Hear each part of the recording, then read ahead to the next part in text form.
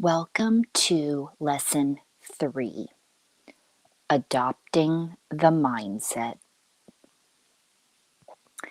This lesson's mindset affirmation that I would like you to say to yourself is one of my favorites. It is, I can and I will. So to recap from Lesson 2, I talked about, actually 1 and 2, that you are a creator. You got this and you can help create change.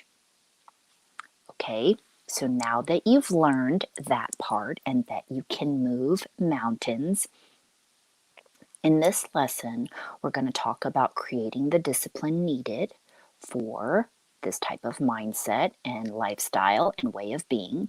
We're going to talk about my secret formula, I call it, for success, love of self, intention, songs, images, the different things that I recommend, and how to manage negative thinking, okay? Because it's kind of a constant thing. I wouldn't say it's about overcoming negative thinking. It is about managing, right? Just like life, the challenges. Okay, so discipline will come more easily when you have passion. Of course, right? That makes sense. So I want you to ask yourself, do you have the passion for creating change in the first responder industry? Because that's what we're focusing on this series, okay? There's probably other areas you're very passionate about. So do you still have that deep love for the work or an interest in it? Changing, helping evolve the industry, humanity, just overall in general fire service in America, we will say. Do you feel you have things to contribute? Okay, maybe you don't know. So this is the part why I think coaching can be, not I think, I know that coaching can help, because having somebody else help assess and see yourself is very beneficial. Sometimes it's hard to see the way that we are, right? We aren't conscious. That is something that I can help you with within this series, and breaking down and figuring all of that out by talking about your unique skills and offerings or things that you could develop. Okay? So I was thinking about, when I was designing this episode, I'm going to go in right into a personal example from my own life.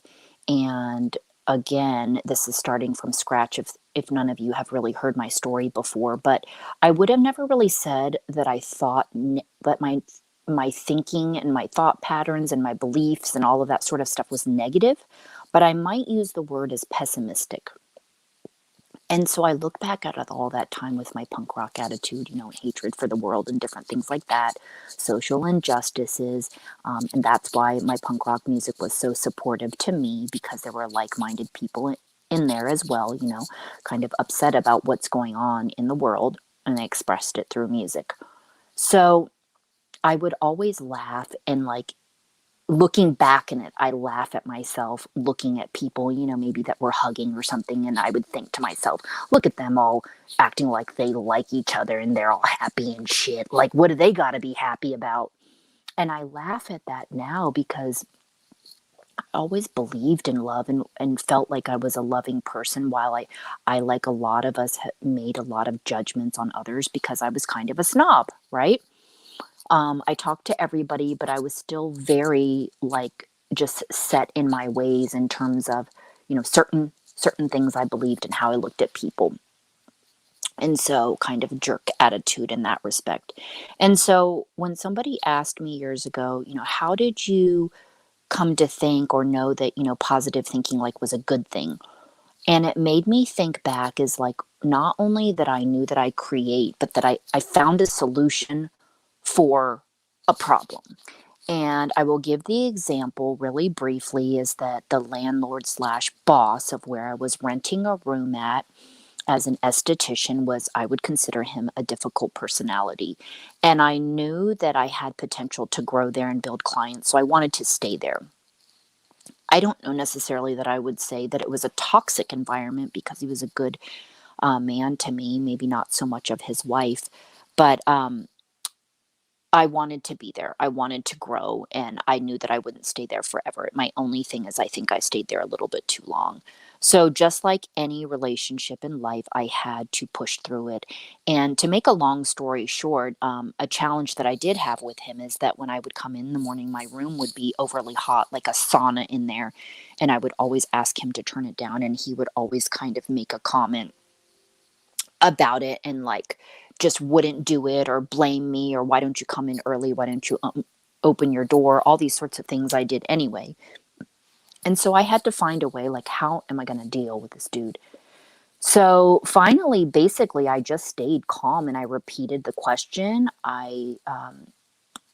After he made his comments, and then I just basically said, "So, is there any way to turn down the heat?"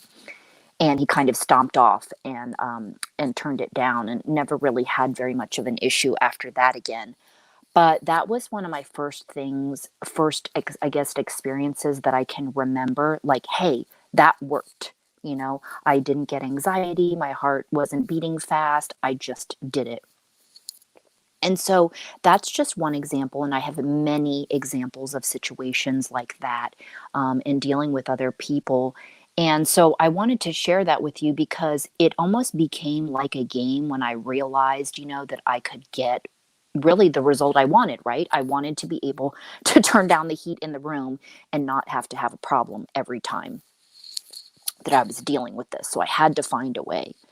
So always focusing on positive outcomes. I think just during that time, because I found a solution, I started learning how to flip everything negative to the positive. And then I found one of my favorite books called The Power of the Subconscious Mind. So this is about age 23. Okay, and I was pursuing more and more self-help books and people like Napoleon Hill, you may have heard about, and Stephen Covey, and all these different people from the past that have, I call them like the mindset, what do I call them? Masterminds. So here are a couple of examples of how I utilize this, almost like I said, like a game in life. And I do this with everything, and it always comes to my favor. Maybe these are a little bit redundant, but I want to say kind of along the same lines, kind of examples. This actually happened recently where I was waiting on the line to find out some information, make an appointment, and it told me that there were longer than normal wait times. And at first my response was, oh no. And then I immediately said, no, there isn't. And somebody picked up within 3 rings. Another situation could be, right?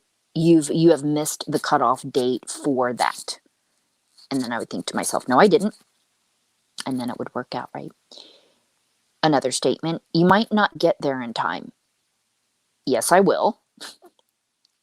Lastly, this is a good one, right? This is all the time sorts of negative thinking we could be thinking. There isn't going to be a parking spot. Yes, there is. So I would just kind of do it with everything. And so this would be a good time to mention, while it's really more for a long, lengthier episode, is that this type of mindset kind of coincides with the whole coincidence thing. That a lot of people, if you're not looking at it from a religious perspective, is that basically utilizing positive thinking and utilizing these sorts of life connections to your benefit. I know that is for another episode, but it's kind of along the same lines. Okay, so energy psychology, believing in the power of the mind, along that whole thing, but not to confuse you further. I just wanted to bring up that also I can kind of explain that to you, is that there are no such things as coincidences. There is a divine order, and it really doesn't matter if you believe in specifically the higher God, power, Jesus. There are other ways to explain it, okay? Just whatever works for you. That is another show. Okay, so the next segment that I want to go over, that I would like you to really sit with, is the formula. I want to get right to it so that you can incorporate it right away. And this is, yes, to facilitate change in the first responder industry and leading, but you can really use it in any type of relationship, challenge, parenting. It's all the same because you're coming from the same intention, which is love, love for yourself, love for those around you, love, just love, love, love. Okay. So I had you do that little meditation in the previous episode, and I want to mention again, creating a sacred space for yourself is really important because it's a designated area where you can put all of your beautiful thoughts and dreams and all in focused in a designated area. Now, yeah, it could be your car, sitting in the car. Maybe that's your private space, but there's no props or anything, which I think the props are very helpful. But you can do that, okay? And so the sacred space, whatever it is, it could be a corner of a room, it could anything, right? Your mirror, but it's a designated area, and this is for dedicated time and not time where you're running about your day in the car driving and trying to organize your thoughts. Okay, so it's dedicated time. So you're going to find a space and then your intention. I gave some examples, right? I am meant to move mountains. I am a creator. So I want you to take that feeling, that intention, and now the feeling that I suggested to you in the previous lesson about imagining in your beingness what and how you want to facilitate change in your life. Okay, so you're going to combine that feeling and you're going to use, at your discretion, whatever you choose. I use a true love moment, either from a romantic movie or a song or a picture, whatever it is to you. Some people, it's their pet, something that touches your soul or brings you to tears. And you're going to feel it in all of your beingness, putting your hand to your heart or your palms together like a prayer like position, anything that's going to put you in that state. Okay? Then I want you to release. You can also write this down on a piece of paper, your intention and what you're trying to do, right?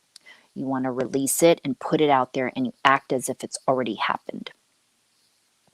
Then you have faith that in time you will get results.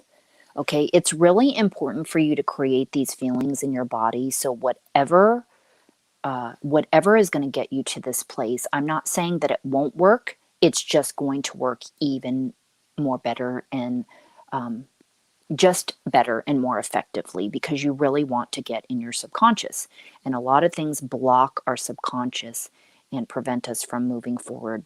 So that's why this is so important to believe.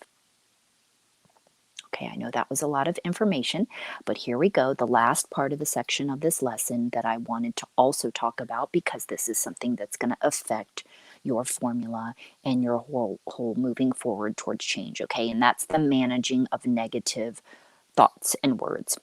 And we do that very easily by becoming aware of your words when you speak. Okay, so first write down, I want you to jot down, like I recommend in for journaling, or just short little couple sentence on what is negative, what are negative thoughts, people, toxic words, toxic environments, anything that you can think of, because this could actually be your norm and you don't really know what's negative. Just like I talked about before, I was pessimistic, but I don't know that I would say I was negative. And so that became really clear to me when I saw what positive could feel like and what it did for me. Okay, so write down all things negative, and then I want you to write down all things that feel positive and good in your body. Okay, it could be words, it could be feelings, it could be images. Whatever it is that you would describe as positive, okay? Maybe use examples. What happens in your body when conflict or something disturbs you or somebody says something mean or whatever it is, okay? So let's pay attention to our words. And a way to manage them, there are different things you can do. But what I'm going to say for right now that I think is really basic and easy, and anybody can do it and see if it works for you, are there are 3 to 4 words.